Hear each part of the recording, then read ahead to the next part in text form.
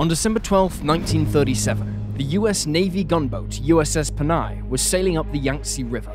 The Panay was a flat-bottomed vessel built in Shanghai specifically for operating on the Great River, which, at over 3,000 miles long, is the longest in Asia and stretched deep into China. Both Great Britain and the United States had heavily invested in China for many years, exploiting its resources, including its greatest resource of all, its hard-working and cheaply employed people.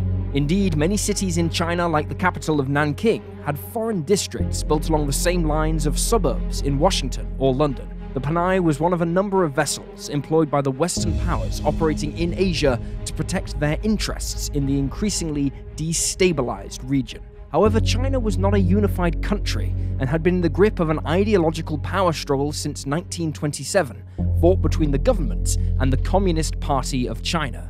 Japan also occupied parts of the country, but looked to exploit the civil war to gain even more territory in Manchuria, part of southeast China. And so, in 1931, Japan manufactured a terrorist attack against a Japanese railway line. This was then used as a precursor for an invasion, which saw China surrender Manchuria to Japan, but skirmishes continued until the summer of 1937, when Japan finally launched a full-scale invasion. Almost medieval acts of brutality were carried out against the Chinese people by the Japanese, with looting, rape, and mass murder being not only commonplace, but actually encouraged by the Japanese leadership.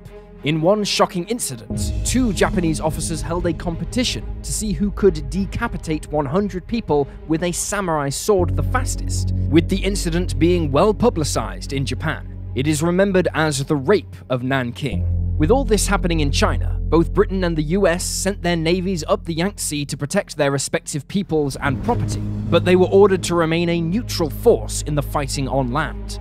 By December of 1937, the Japanese were encroaching on Nanking itself, where a large number of Americans lived and worked, and so the USS Panay was instructed to begin evacuating them on December 11th. The skies were abuzz with Japanese warplanes, and so the Americans adorned the vessel with large US flags to distinguish them from Chinese vessels. Early the next morning, the British gunboat HMS Ladybird was shelled by Japanese forces on shore, but managed to escape serious damage. Later, the USS Panay found itself attracting unwanted attention from 12 Japanese planes, and then later a Japanese gunboat. Despite the large American flags, the Japanese planes attacked the American gunboats and 3 nearby tankers with bombs and machine gun fire.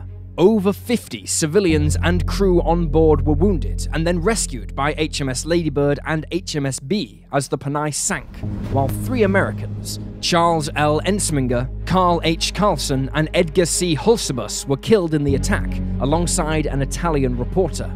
They would be the first Americans to die in battle between the forces of the Imperial Japanese and the United States of America, almost exactly 4 years before the Japanese attack on Pearl Harbor. In this, the second of our 2-part special on the Second World War, we're going to examine how the entry of the United States into the war changed its course forever, and how the Allies finally turned the tide on the Axis powers. Today's episode is sponsored by History Hit, an invaluable resource for anyone who wants to learn about the past. Enjoy hundreds of hours of expert-led original history documentaries about the events that shaped our world, which you can watch anywhere, anytime, on any of your devices. Best of all, you get 2 exclusive new programs and 19 new podcast episodes every single week, which includes the world's leading history podcast, Dan Snow's History Hit. You'll always be able to find something interesting to watch and learn about the conflicts that have changed the shape of history. All the documentaries, podcasts, and articles are brought directly to you by expert historians like Dan Snow, Professor Susanna Liscombe, Dan Jones, and more, so you know you're getting a true glimpse into the past.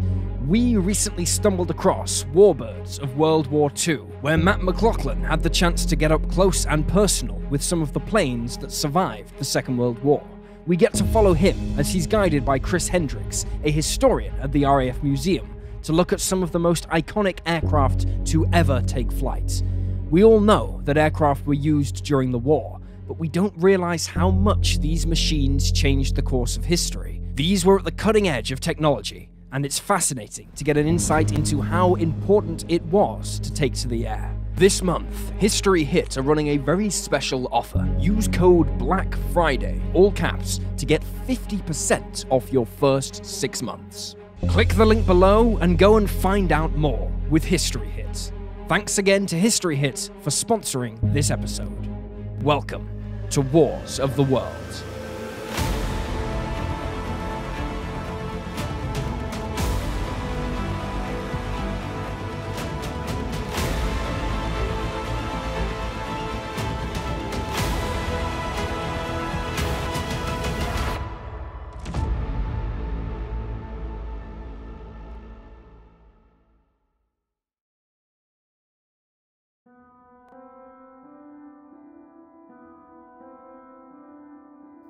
Japan's road to war with the Allies can be rooted in two major categories: the rise of Japanese nationalism and the increasing resentment of European imperialism in Asia. Britain, France, Germany, Russia, and the Netherlands had all seized land in Asia as their empires grew, or forced countries such as China to submit to them, either through economic means or often through force. The American Declaration of Independence also saw America expanding its influence and territory into Asia and the Pacific. By the dawn of the 20th century, Japan was on the rise as an economic and military power and supported Britain and France during World War I, sending troops to help expel the Germans from their possessions in China. The Japanese also fought a series of conflicts with Imperial Russia, and subsequently the Soviet Union, which superseded it following the October 1917 revolution. It was during these conflicts that the Japanese showed their military prowess, especially at sea, when the Japanese decisively defeated a Russian fleet at the Battle of Tsushima in 1905, much to the Western world's surprise. However, Japan suffered from a lack of strategic resources, especially metals, and had to rely on imports. The growth of Japanese nationalism, particularly after World War I, saw the Japanese adopt a policy that viewed themselves as protectors of the Asian continent against further European or American imperialism. But while this might appear somewhat noble, the truth was anything but. The fact was that Japan's ultimate intention was not to liberate Asia from the Western powers, but rather replace them as the dominant imperial power. But they knew the time to strike had not yet come, and so began an extensive rearmament program that would include a large navy equipped with aircraft carriers, whose operation was heavily influenced by British engineers hired in London. In order to power such ambitious programs, the Japanese needed resources from the Asian continent itself, and began looking toward China and Korea for the answer. Japan had effectively been handed control over Korea in 1910 through a controversial treaty, and had begun assimilating its people into their culture soon after. As for China, despite its vast size and numbers of people compared to Japan, it was bitterly divided as the Chinese Civil War raged throughout the 1930s between the nationalist Kuomintang and the Communist Party of China. Like the Western imperial powers, Japan had invested money, people, and resources into China in order to gain an economic foothold in Manchuria. But this was not enough to satisfy the Japanese military leadership. Therefore, on September 18, 1931, a Japanese army officer detonated an explosive near a railway line used by Japanese living in the country. The explosion was so weak that the railway line was almost totally unaffected, with trains continuing to run on it, but the Japanese blamed the act on anti-Japanese Chinese dissidents, and used this as a pretext for an invasion of Manchuria. Preoccupied with the Civil War and the remnants of warlordism, China turned to the League of Nations for help, who uncovered the Japanese deception regarding the bombing and demanded Japan withdraw their troops. Japan instead withdrew from the League of Nations and maintained their occupation of Manchuria throughout the 1930s. Manchuria would not be returned to the Chinese until the end of the Second World War, which is why Chinese historians argued that the war began in 1931 and not 1939. The scope of Japanese nationalism was realized at the Zhongma Fortress, where from 1936, a Japanese doctor named Shiro Ishii began a series of gruesome medical experiments on human beings to develop biological and chemical weapons for the Japanese army. He had been inspired by research carried out in Europe and had convinced the Japanese emperor to sanction Japan's own research, which he believed would allow Japan to kill large numbers of enemy forces quickly, something the Japanese desperately needed if they had plans to face the numerically superior Chinese or Soviet Union. When the fortress was attacked by resistance fighters a year later, he relocated his operation to Pingfan, where the now notorious Unit 731 was established. Thousands of Chinese civilians and later Allied POWs were used in his nightmarish medical experiments to help develop biological and chemical weapons, as well as carry out experimental surgeries, often without anesthesia, for fear of corrupting the data. Unit 731 also trialed its biological weapons against Chinese populations. Men, women, children, animals, and even newborn infants were all used by Shiro Ishii's team to carry out their research.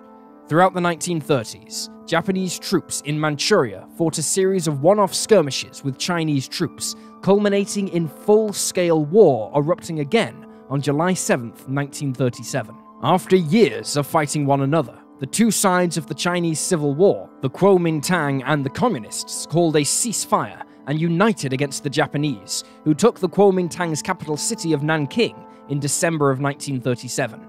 The brutality of Japanese forces against the Chinese, coupled with the attacks on the American vessel USS Panay and US delegates in Nanking, turned the United States firmly against Japan.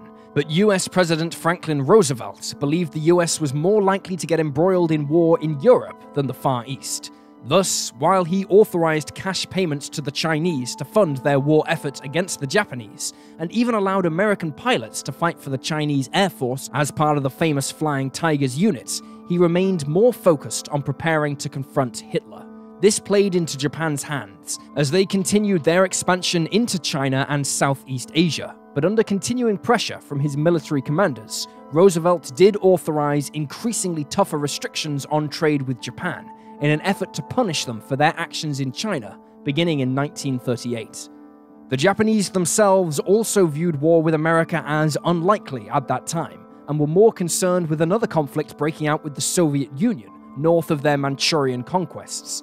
But the American embargoes did hurt them, and caused alarm in the Japanese leadership. Nevertheless, in September 1940, a week before Japan joined the Tripartite Pact with Germany and Italy, Japanese troops entered French Indochina, now Vietnam, escalating what the US and UK saw as a growing crisis in Asia. At first, the Japanese only used Indochina as a base for troops in the event of a war with the Soviet Union, but when Hitler invaded the Soviet Union in 1941, Japan occupied the rest of the country, and would continue to do so until 1945. After Japanese troops entered French Indochina, the US placed their toughest sanctions yet on Japan, by embargoing vital scrap metal exports and barring Japanese ships from using the Panama Canal. Tensions between both sides rose exponentially throughout 1941, leading to a series of negotiations to bring about a peaceful solution, but the Japanese military, especially the Navy, viewed war with the US as inevitable by this point. The Japanese had, by that time, plans to invade British, Dutch, and French possessions deeper into Southeast Asia as part of its plans, under its Greater East Asia Co-Prosperity Sphere concept. But this expansion would leave them vulnerable to attack from the US, based in the Philippines, should they decide to intervene. They therefore began to draw up plans for a decisive attack on the US Navy, in an effort to destroy it before it could mobilize. As early as 1940, the Japanese began theorizing plans for an attack on Hawaii and the Philippines. By April 1941, the Japanese began training for an attack on the US Navy base at Pearl Harbor in what they had dubbed Operation Z, which was the brainchild of the brilliant Admiral Isoroku Yamamoto. The pilots trained to attack ships in Pearl Harbor using air-launched torpedoes, but the problem was that these weapons tended to dive deeper than the shallow waters of the harbor allowed after launching, before rising up to strike the ship. The Japanese came up with a cunning solution: wooden fins that forced the torpedo to rise up immediately after hitting the water. On November 26, 1941, the Japanese fleet set sail for Hawaii under strict radio silence. At the time, both the US and Washington were still negotiating, but Roosevelt's government had by then begun demanding Japan withdraw from China altogether, something totally unthinkable to the Japanese leadership. The Japanese fleet comprised of 6 aircraft carriers, with 359 fighters and bombers, making it the most powerful naval aviation force in history at that time. On December 1st, Yamamoto was informed that war with the Dutch, US, and UK had been authorized by the Japanese leadership, but should it appear that both sides were about to reach an amicable solution prior to December 7th, then he was authorized to pull the fleet back and cancel the attack. Endowed with intelligence photographs of Pearl Harbor taken by a Japanese spy aboard a sightseeing aircraft, Yamamoto made his final preparations on December 6th, and with no sign of a peaceful solution, the next morning, the aircraft took off from the carriers. The air attack was preceded by a group of Japanese midget submarines that attempted to sneak into the harbor, but one of them was attacked and sunk by the destroyer USS Ward, which fired the first American shots of the Pacific theater of World War II. This should have alerted the Americans to an attack, but the information did not reach the US Admiralty in time. Meanwhile, an American radar station spotted the formation of Japanese aircraft, but was told that it was a flight of B-17s arriving from mainland USA, and so no action was taken. At Pearl Harbor, the sailors were waking up and preparing for a routine Sunday, with naval bands playing songs. All the while, the sky began to fill with aircraft. The Americans were taken completely by surprise, and the bands were still playing as the first bombs and torpedoes struck. During the course of the attack, the Japanese damaged or sank 8 American battleships, 3 cruisers, 3 destroyers, an anti-aircraft training ship, and a mine layer. A number of nearby US Army airfields were also hit in air raids. The aircraft based there had been bunched together on the ground, making it easier to guard them against possible sabotage, but all this did was increase the damage caused by the bombs as they landed amongst them. In all, the US lost 2,403 service personnel in the course of the attack, while over 1,000 more were seriously wounded. The damage could have been greater had Yamamoto not decided to cancel a follow-up attack because they had lost the element of surprise. The Japanese lost 29 aircraft and 5 midget submarines that attempted to participate in the attack. In all, 64 Japanese men were killed, while 1 Japanese Navy officer, Kazuo Sakamaki, was captured alive after his submarine was grounded, becoming the first Japanese prisoner of war taken by the Americans. Crucially, however, and almost purely by chance, the US Navy's aircraft carriers were not present at the harbor and thus survived unscathed. The next day, President Roosevelt met with the US Congress to ask them to vote on declaring war on Japan. The vote was almost unanimously in favor of war, save for one objection by Representative Jeannette Rankin of Montana. She told Congress, "As a woman, I can't go to war, and I refuse to send anyone else." In his speech, Roosevelt described the 7th of December as a date which would live in infamy. Less than 4 days after Pearl Harbor was attacked, Adolf Hitler, acting on his own authority and without consulting his staff, ordered his government to declare war on the USA in support of Japan, and in response to what he viewed as the USA violating its neutrality by supporting Britain. The United States of America was now firmly embroiled in the Second World War.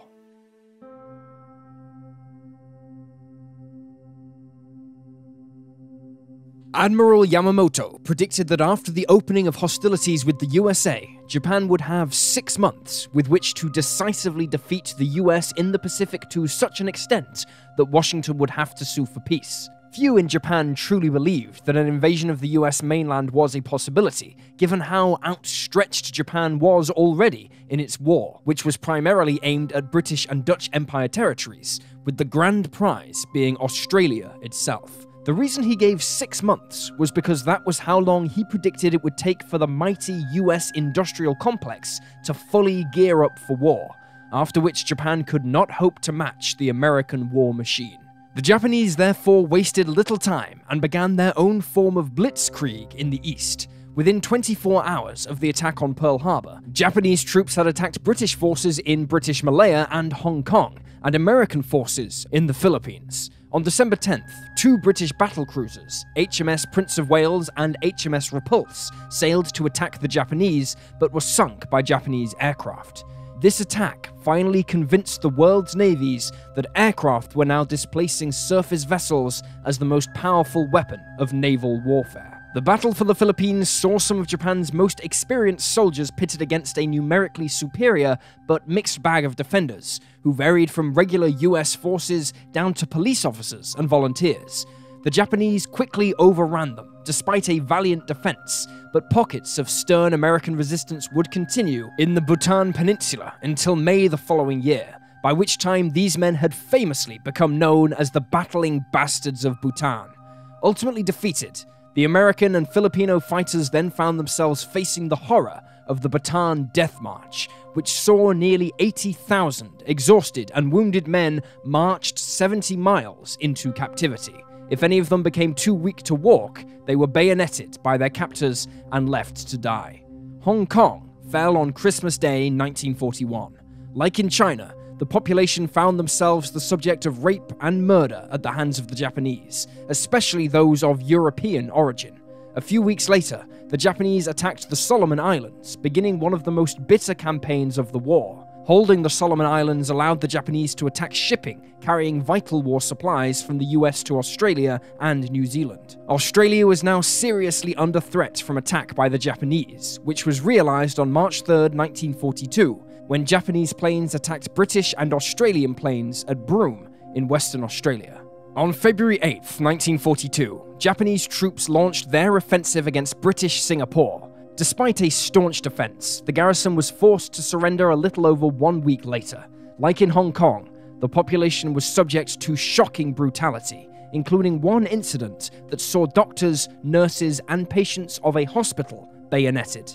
A month later saw the start of the Burma campaign, with the Japanese aim of securing the major seaport of Rangoon and close land supply routes to the Chinese.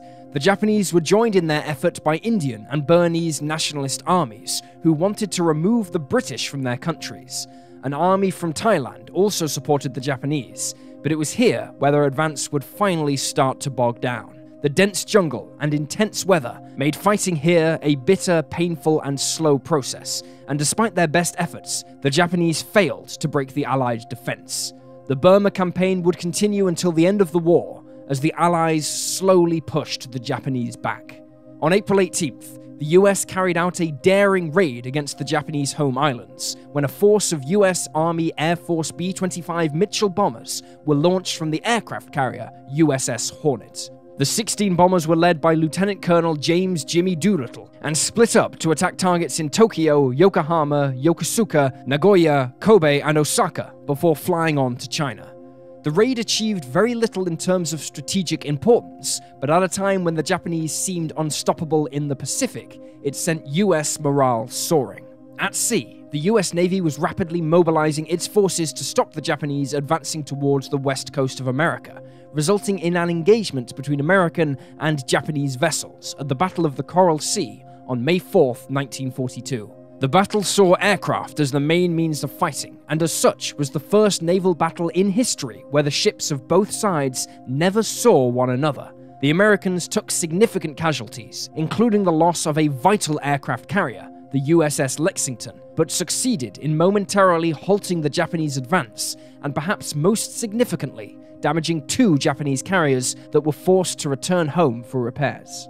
On June 3rd, a small Japanese force invaded the islands of Attu and Kiska off the coast of Alaska with the aim of providing a base to hamper Allied shipping to the Soviet Union and China. Due to the remoteness of the islands, the extreme weather conditions and events in the South Pacific, it would be over a year before a numerically superior American and Canadian force could remove them in August of 1943. Having 2 carriers retreat from combat after the Battle of the Coral Sea would prove especially significant when on June 4, 1942, US and Japanese naval forces met again in the Battle of Midway Island.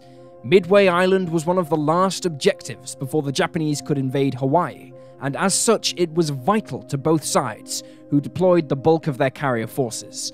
The Japanese had 4 aircraft carriers, rather than the 6 they should have had it not been for the damage sustained in the earlier battle. The Americans, on the other hand, had only 3, and the air battles that followed saw some of the most intense air combat in history. The Americans attacked the Japanese carriers with torpedo bombers, which took the brunt of Japanese defensive fire.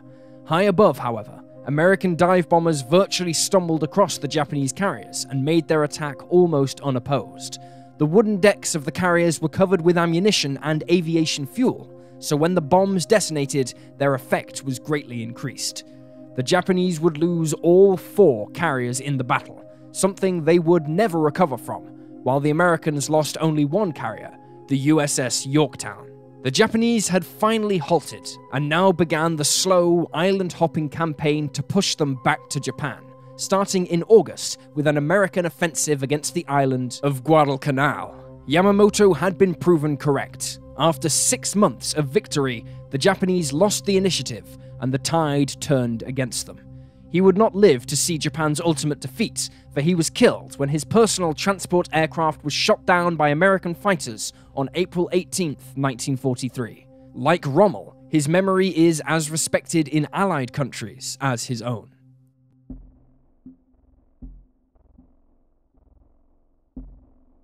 America's entry into the war against Nazi Germany began in earnest with the first American troops arriving in Britain by the end of January. Meanwhile, Germany's U-boats were now permitted to extend their operations right up to the American coastline in order to strike at convoys as they left ports.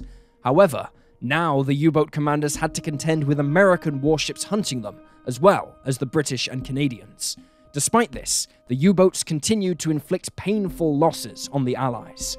1942 opened with 2 significant events in the course of human history. The first occurred on January 1st, when 26 nations, excluding any of the Axis powers, signed the United Nations Charter.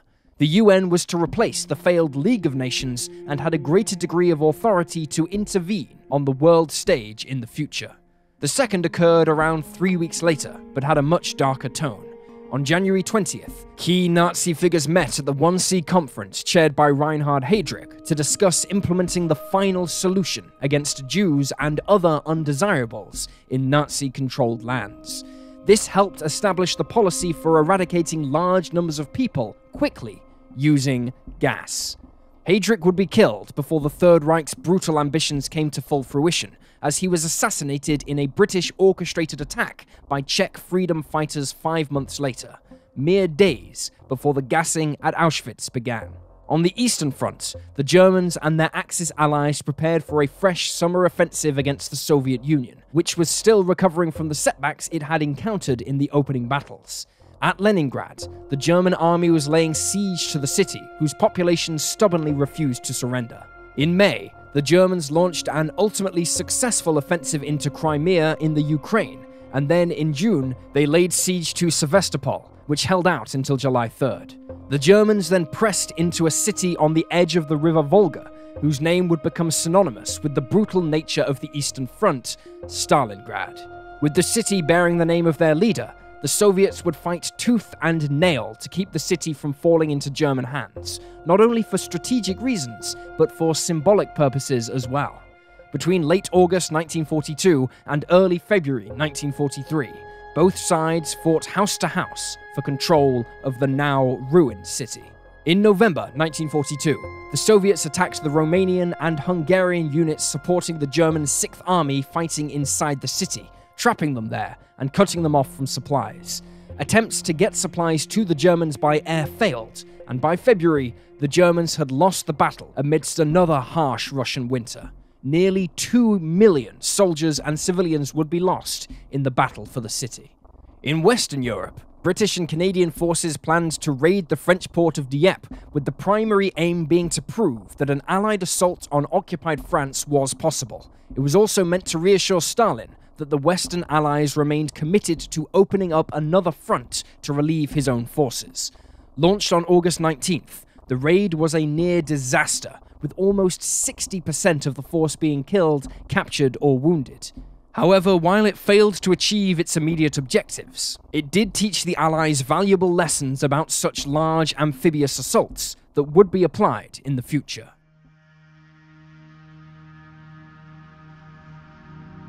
During the interwar years, aircraft technology advanced considerably, with bomber aircraft especially becoming larger, faster, able to fly higher, and carry a greater bomb load across the length of the European continent.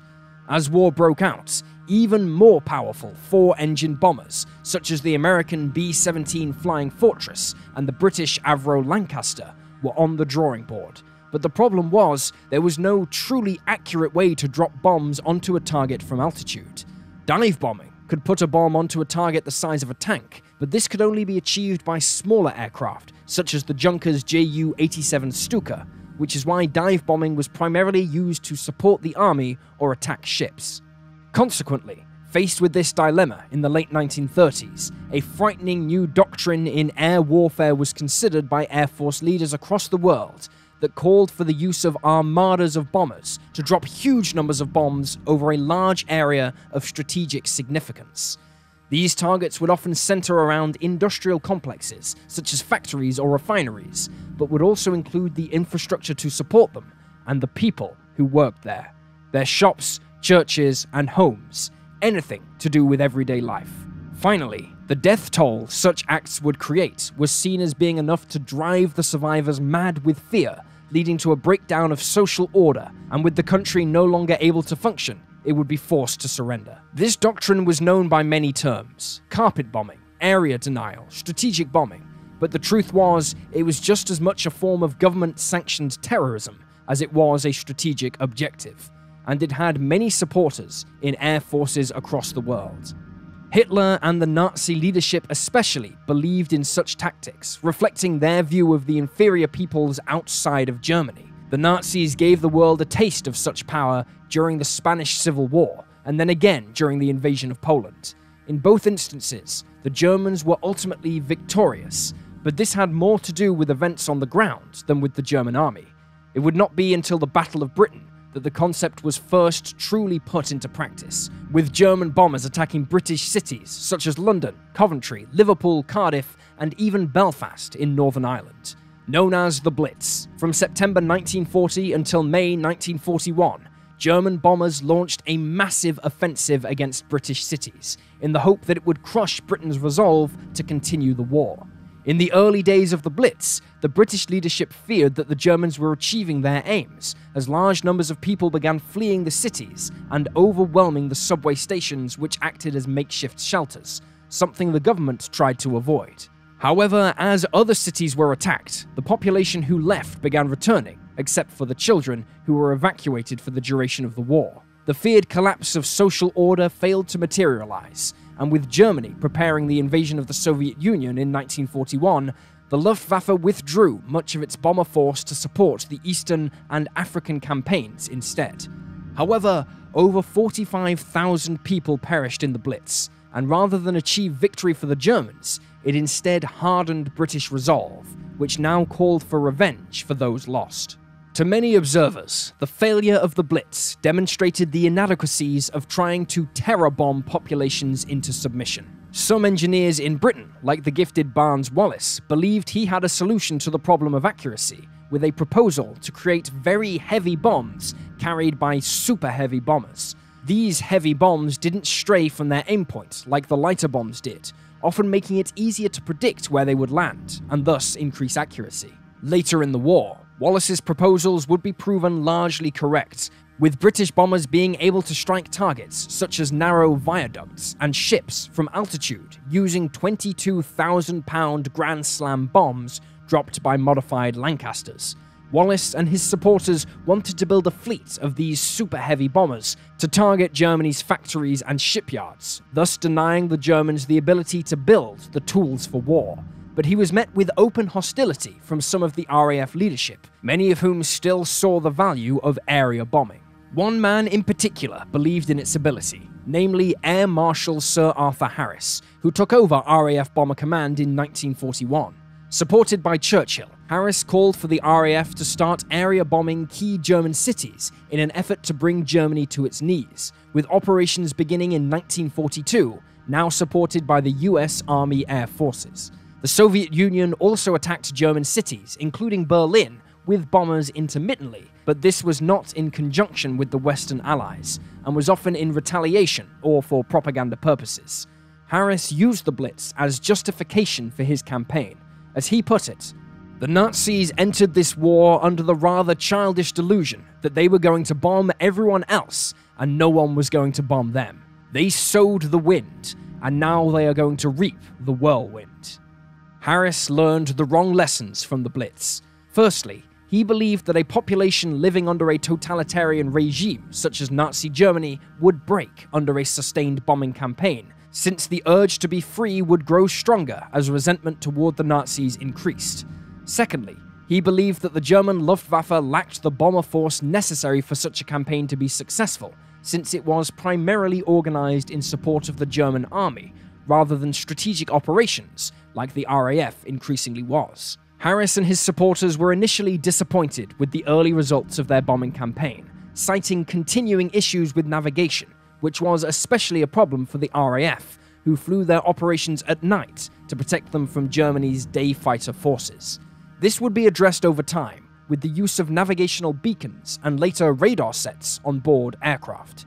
The US aircrews, who flew bombers with better protection than their RAF counterparts, flew in daylight, which greatly improved navigational accuracy, but hitting a target was still difficult, and the bombers were harassed by enemy fighters almost the whole way there and back again, leading to heavy losses.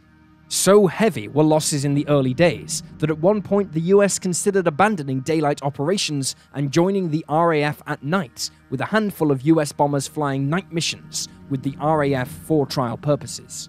Harris believed the solution was to simply increase the number of aircraft in the air, to increase the devastation wrought below and cooperative protection for the aircraft. This led to Operation Millennium, a bold plan that called for over 1,000 RAF bombers, nearly every available aircraft in Bomber Command, including training aircraft, to take to the skies against a single city, namely Cologne. On May 30th, 1942, the city was subjected to the most concentrated single air attack in history up to that point. Over the next 2.5 years, Allied bombers smashed German cities in the belief it would defeat Germany, but as had been proven in the Blitz against London, it only hardened the German people's resolve and tied up much of the Allies' resources. It did, however, succeed in destroying much of Germany's industrial complex, forcing them to relocate factories into the mountains or hidden in the countryside. But it failed to stop German war production entirely, nor did it invoke an anti-Nazi uprising, but it did claim hundreds of thousands of civilian lives, leading to some historians now labeling the Allied bombing campaign a war crime. Japan was also not spared such destruction from above, which only increased in intensity as the war went on, and the Japanese home islands were increasingly in range of Allied bombers, such as the awe-inspiring Boeing B-29 Superfortress. Japanese cities were still largely made of wood, and so American bombers dropped thousands of tons of incendiary devices on them, which started vast firestorms that swept through the cities long after the attack was over. On March 9th, 1945, Tokyo was subjected to a massive raid of 334 B-29s, dropping incendiary weapons, the fires from which killed over 100,000 people, making it the deadliest air raid in history. For much of the war, the Allied bomber crews were seen as heroes, since for a time they were the only force taking the war directly to Nazi Germany and Japan. As the end of the war came in sight, however, and pictures of what Allied bombing had done were seen around the world, the populations of Britain and the US began to turn against bomber crews.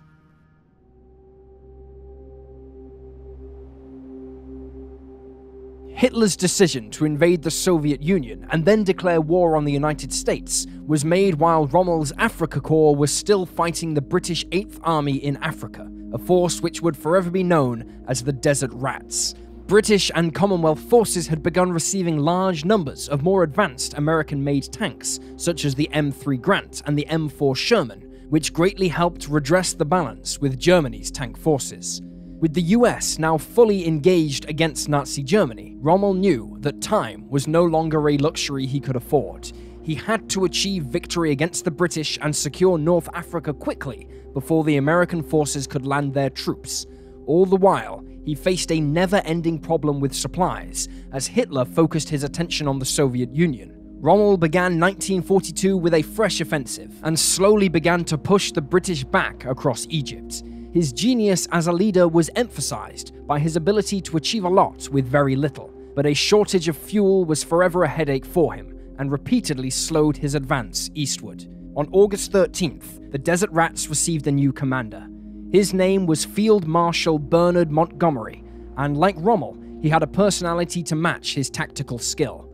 Known affectionately as Monty to his men and the public, he wore a unique two-badge beret, drove around in a specially modified M3 tank, and kept a picture of Rommel in his office to remind him of his enemy whenever he made his plans, a tradition maintained by American and British tank units to this very day. By August 31st, 1942, the British forces were boxed in around El Alamein, where Rommel made what he believed to be his final push to the Nile.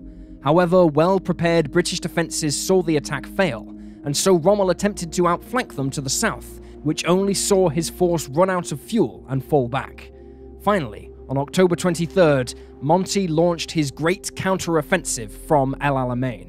It began with an incredible 900 artillery gun barrage that saturated the Germans for days before Monty's tanks pushed forward. After a series of bitter battles, and with the help of a reinvigorated RAF supported by new American aircraft dominating the skies above the desert, Rommel began his long retreat back, with Monty in pursuit. As Monty chased Rommel back into Libya, worse news for the German general was to come on November 8, 1942, when a huge force of American and British troops landed in Morocco and Algeria to the west of Libya. Dubbed Operation Torch, the landings were the first major American-British joint operation and was under the command of US General Dwight D. Eisenhower. Thus, the further west Rommel retreated from Monty's army, the closer he got to Eisenhower's, that was also advancing towards him. Over the coming year, Rommel would continue to fight an increasingly hopeless battle, having to contend with immense Allied forces on two fronts, all the while suffering chronic supply shortages and having to contend with Hitler, who was increasingly uninterested with Africa. Even when Hitler released supplies for Rommel, they were increasingly being intercepted by American and British naval forces that were swarming the Mediterranean. Through April 1943, it was clear the campaign in Africa was lost, and not wanting to lose one of the Third Reich's most esteemed generals, Hitler ordered Rommel back to Germany as the Afrika Korps finally collapsed in May 1943. Defeat in North Africa left the south of Nazi-occupied Europe and their ally Italy exposed to Allied bombers and ships, as well as increasingly denying them use of the Mediterranean. Rommel himself would later commit suicide after being implicated in a plot to kill Hitler. There was now debate amongst the Allies as to what to do next. The Soviet Union had been demanding the Western Allies open up a second front in Europe since America entered the war. The Americans agreed and wanted to strike France as soon as possible, but Churchill, on the other hand, believed that Italy would be the best setting for opening up a new front in Europe. Fascist dictator Benito Mussolini was increasingly losing his grip on power, and Churchill believed that if Italy was invaded, his government would fall, and so would any organized resistance. For this reason, he labeled Italy Europe's soft underbelly, and at the Casablanca Conference, he managed to convince Roosevelt to agree to support an attack. Dubbed Operation Husky, on July 9, 1943, American and British paratroopers and amphibious assault forces landed on the south side of Sicily and began pushing north. Prior to the invasion, the British carried out a successful disinformation operation involving the use of a dead man's body dressed in a Royal Marines officer's uniform, who was released by submarine near Spain with plans for an Allied invasion of Greece on his person.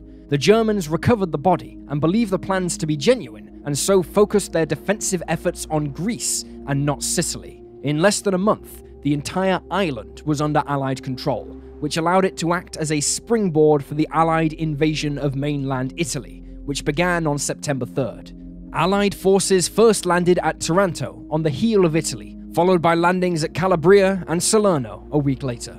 As Churchill predicted, Italy was quickly destabilizing, to the point where Mussolini was removed from power in a political coup on July 24, 1943. The new Italian government began secretly negotiating an armistice with the Allies before Allied troops even landed in Italy. It was announced publicly on September 8th, and additional Allied landings were made unopposed, but the Germans had caught on to what was happening and moved in to take over key defensive positions and disarm a now potentially hostile Italian army. This led to open fighting between the former Allies, and on September 9th, the Italian battleship Roma was sunk by German aircraft in what was the first attack in history carried out using air-launched anti-ship missiles.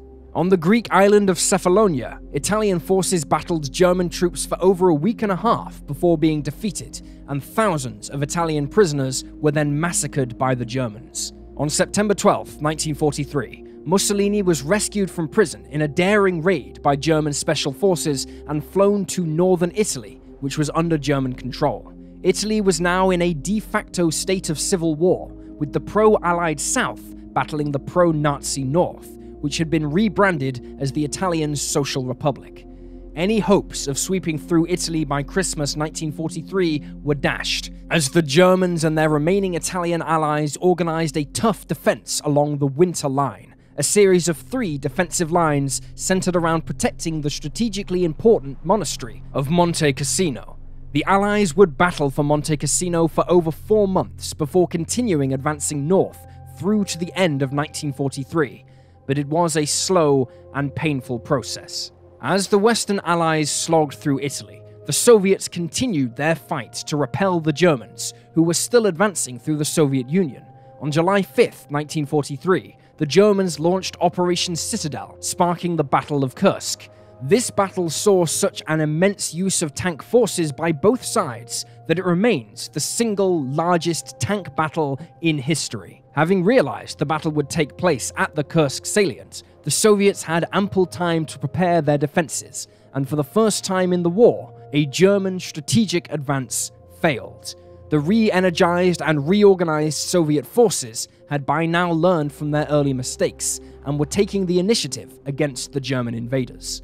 Having lost their momentum on the Eastern Front, and with Allied troops pushing through Italy, the noose was tightening around Nazi Germany. In the Pacific, the situation for Japan was no better, as they continued their own retreat back to their home islands, which themselves were now the subject of air raids by the new B-29 Superfortress strategic bombers flying from India and China.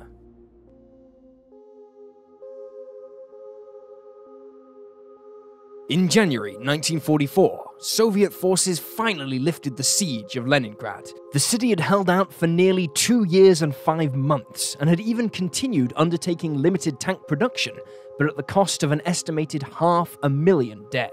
The immense Soviet army now began steamrolling their way west, pushing the Germans and their Axis allies further back. On March 26th, Soviet troops pursued the Germans into Romania, and over a month later retook the Crimea. In Italy, the battle for the German-held territory around the monastery at Monte Cassino began. Between January and May, the Allies launched 4 major offensives against the Germans, which was key to their defensive lines, protecting pro-Axis northern Italy, but dogged German resistance repelled them, until finally, on May 18, 1944, the Allies broke through along a 20-mile line. The victory cost the Allies 55,000 men, and was met with a great deal of criticism when the ancient monastery itself was bombed by Allied warplanes. At the same time the Allies were fighting at Monte Cassino, another Allied force landed at Anzio in an attempt to outflank the main German defensive lines. It was under the command of US Army Major General John Lucas, and despite landing and establishing a beachhead, the Allies found themselves contained there until May, by which time Lucas had been relieved of his command. With the victory at Cassino and breakout from Anzio, the Allies pushed towards Rome, with the first US Army units arriving at the city on June 4th. In the Far East, the Japanese launched a major offensive to push British Empire forces out of Burma and into India. Despite some early gains and the characteristically brutal nature of jungle warfare, the Japanese were halted and then pushed back. It would prove one of the last major offensives that the Japanese could muster. In the Pacific, the island-hopping campaigns continued, with many Japanese garrisons now being starved of supplies, thanks to an increasingly effective US Navy submarine blockade of the Japanese home islands. Nevertheless, the fanatical Japanese made the Allies pay for every inch of ground. Stalin had been calling for the opening of a Western front in Europe since the Americans joined the war, in order to ease the pressure on his forces. The paranoid dictator even confided in some of his aides that he believed the West were deliberately delaying opening a front in order to wear down the Soviet forces. By 1944, the Western Allies were finally preparing to storm Fortress Europe, which would force the now outnumbered Germans and their Axis supporters to commit resources to 3 battlefronts. Just like Hitler when he planned to invade Britain, the Allies knew that any crossing of the English Channel had to be made in the summer months because the weather afterwards would prove too hazardous. Britain therefore became history's biggest staging post in the first half of 1944.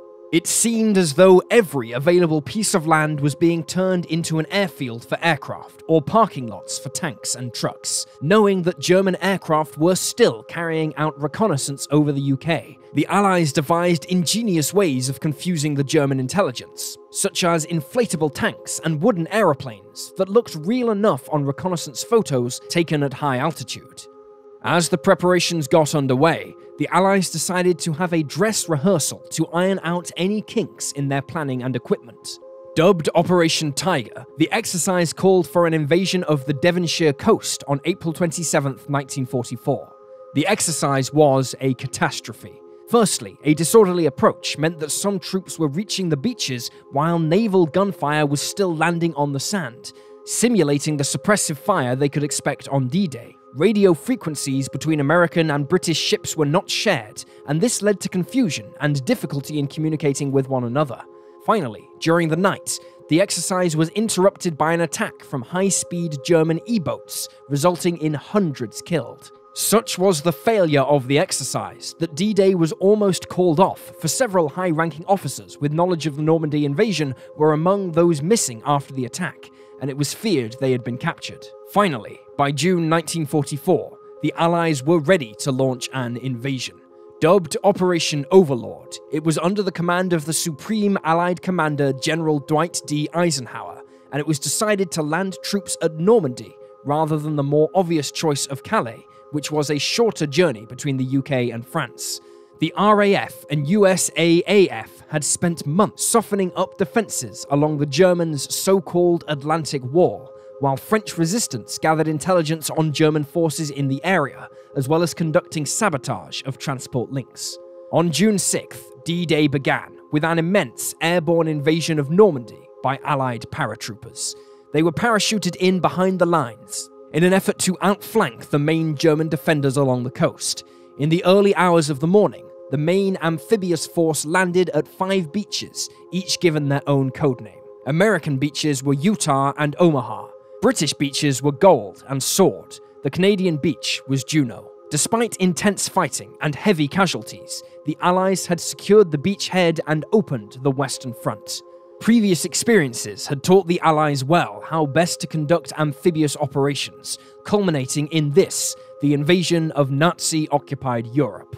On 3 whole fronts, the Allies were now pushing the Germans back to the fatherland. Despite the numerical advantage the Allies enjoyed, the Germans were still able to demonstrate their extraordinary technological prowess. A week after D-Day, the first V-1 flying bombs began to rain down on London. While they lacked the accuracy to greatly affect the outcome of the war, they did terrorize the southeast of England and distracted the Allies by having them focus on bombing their launch sites. This would be reinforced later with the introduction of the V-2, which became the blueprint for today's intercontinental ballistic missiles. Germany had also introduced the first operational jet fighter, the Me-262. These wonder weapons had an unexpected advantage for the Allies, however. Hitler had such great faith in Germany's missiles, rocket fighters, and super tanks that he diverted much-needed resources into their development, rather than allocating those resources to more conventional but proven weapons. The immaturity of the technology meant that they weren't able to deliver the results Hitler fantasized about, and so their continued development only hampered Germany's war effort by tying up increasingly limited resources. Knowing this, a secret plot to kill Hitler with a bomb was devised by some of his generals, but the plot failed, and the conspirators were executed. In July, the Russians reached Poland, while in August, the Western Allies had liberated Paris. The Germans were now in full retreat as the Allies carefully but steadily advanced east. But Field Marshal Montgomery devised a daring plan to speed up the defeat of Germany, involving the use of paratroopers to capture a series of bridges across the Rhine River in the Netherlands and Germany. Ground forces would then race towards the bridges to secure them and allow Allied troops to flood into Germany itself. It was a risky plan, leading one British general to famously say, "I think we may be going a bridge too far." Monty had managed to convince Eisenhower, however, and the operation began on September 17th. Codenamed Market Garden, the operation was wrought with problems. Resistance was far higher than expected, and not all the bridges were captured. German forces encircled the paratroopers, and over a week later, the remaining Allied elements either had to fight their way back to Allied lines or surrender. After Market Garden, the Allies returned to their slow but steady progress through Western Europe, but the Germans were not finished yet. As the year drew to a close, the Germans launched a last-ditch effort to break the Allied lines in Europe, with a stunning offensive through the Ardennes forest in December. Now remembered as the Battle of the Bulge, it aimed to cut the Allied armies in two and relied heavily on capturing Allied fuel stocks to power the 1,200 German tanks involved in the attack. The offensive caught the Allies completely off guard, who found themselves without the help of air support due to poor weather. However, fierce pockets of Allied resistance slowed the German offensive, which lost cohesion and, more crucially, failed to capture the fuel stocks. In January 1945, the weather improved, allowing the Allies to launch powerful airstrikes, which caused the Germans to begin retreating back to their main defensive lines. Although victorious, for the US Army, it was the bloodiest battle of the war in Europe. In the Pacific, at the Battle of the Leyte Gulf on October 25th, Allied forces had discovered a new terror unleashed upon them, the kamikaze. These were planes flown deliberately into ships, making them essentially manned missiles, and some Japanese admirals believed they were now the only way to turn the tide against the Allied navies.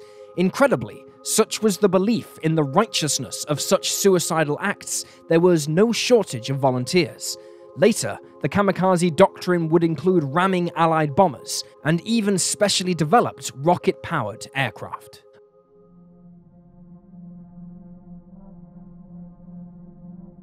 After the Battle of the Bulge, it was clear to most people that Nazi Germany was all but finished, and all that remained was to mop up the last remnants of resistance. In March 1945, Allied troops began crossing the Rhine, and not long after, a V-1 flying bomb became the last bomb to fall on British soil in the war. For Germany, however, the air raids only intensified, with Dresden being hit by over 1,300 American and British bombers over a 2-day period in April. In that same April, the last German resistance in the Ruhr was suppressed, leading to a staggering 370,000 German soldiers being taken prisoner. On the Eastern Front, Russian troops swept through Poland and into East Germany and Austria, taking Vienna on April 13th. During their advance, thousands of Germans in Poland became trapped and tried to flee by sea aboard the Wilhelm Gustloff ocean liner. The ship was torpedoed by a Soviet submarine, killing nearly 10,000 German soldiers and civilians, making it the single worst maritime disaster in history.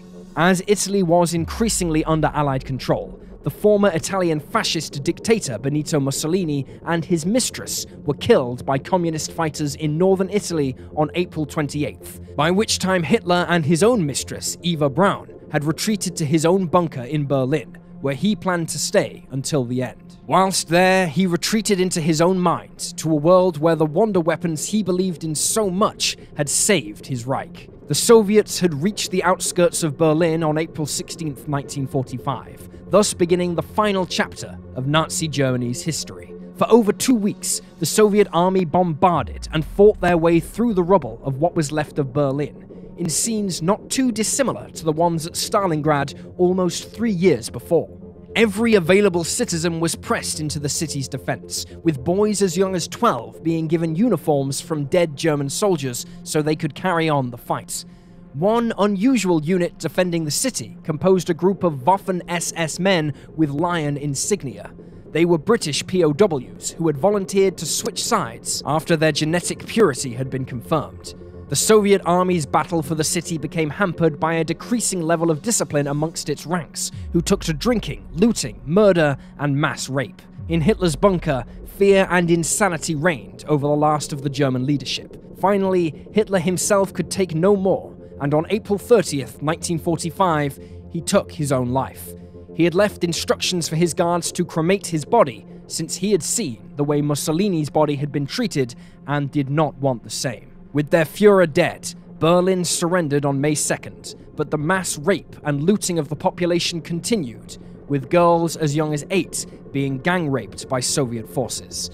It was not uncommon for Soviet officers to go around the city in cars, hunting unfortunate women who were forced out of their destroyed homes to look for food. Now, with their capital city gone, their leader dead, and the complete collapse of the country, the remaining German military units flocked to the Allies to surrender. On May 8th, the last of the German army surrendered, and VE Day, Victory in Europe, was declared. In the Pacific, however, the fight continued and grew more bloodthirsty as the Japanese became more desperate. In February, the Battle of Iwo Jima began with an intense 3-day naval barrage of Japanese positions. In the ensuing battle, the Americans would lose nearly 7,000 men, while the Japanese would lose 90% of over 20,000 men stationed on the islands. On April 1st, 1945, the Americans began an effort to clear the Ryukyu Islands, which centered around the main island of Okinawa. It was to be the last of the island-hopping campaigns before the Allies hit Japan itself. In 3 months of fighting, the Americans would lose another 20,000 as the Japanese fought to the bitter end, with even their commander committing suicide rather than surrendering. Many military planners looked at these figures and began to realize that an invasion of the Japanese home islands was going to be extraordinarily costly in terms of lives, and the fighting would probably go on for at least 2 more years. Something had to be done to end the war quickly.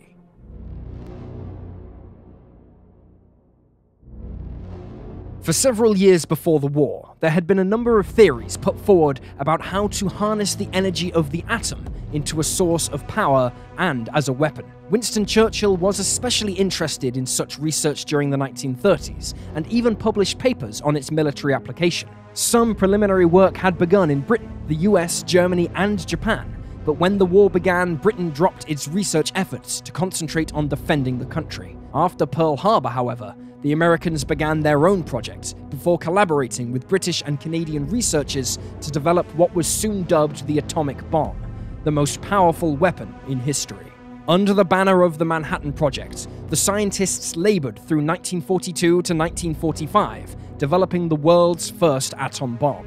At New Mexico's Alamogordo Range on July 16, 1945, the first successful atom bomb test was conducted, thus confirming the Allies now had a weapon of unspeakable power.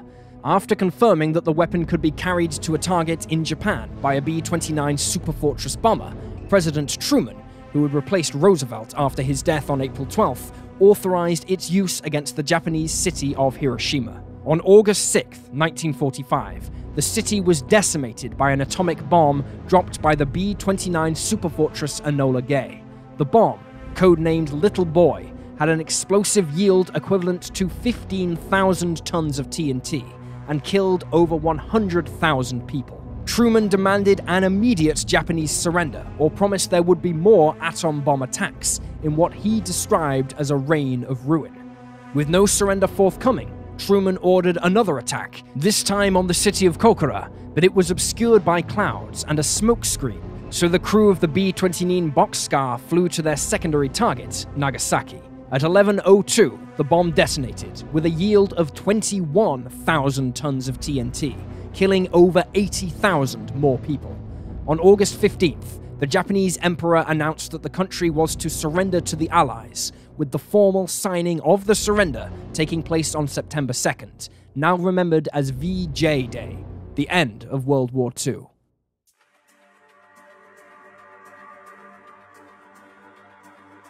We will never know exactly how many died in World War II. Most estimates put the toll at a staggering 60 million people, 3% of the world's population in 1940. After the war, the extent of the Nazi and Japanese war crimes became public, leading to a series of trials for these crimes. However, not all of those responsible were brought to justice. Joseph Mengele, a tyrannical Nazi doctor who performed experiments on twins at concentration camps, escaped to South America, where he died in 1979. In the East, Japanese Dr. Shiro Ishii traded the research Unit 731 had carried out for pardons with the US government, who feared it might fall into the hands of the Soviets. No other war in history has so dramatically changed not just the political world, but the everyday world. The technologies developed during the war, such as jet engines, rocketry, and newer communications equipment, have all been integrated into our everyday lives. The V-2 rockets fired at London by Germany paved the way for the first space rockets, which launched satellites into space, allowing us to not only communicate more efficiently across the globe, but to keep a closer eye on our planet. The advancement of aircraft technology, particularly the jet engine, made world travel accessible to all, and not just the privileged few. But the end of World War II did not see peace in our time. The victorious Allies quickly turned on one another, believing the next war would see Washington and London pitted against Moscow. Germany was divided between East and West, and this became the setting for the Cold War, a period of history where the legacy of World War II actually threatened to annihilate mankind once and for all.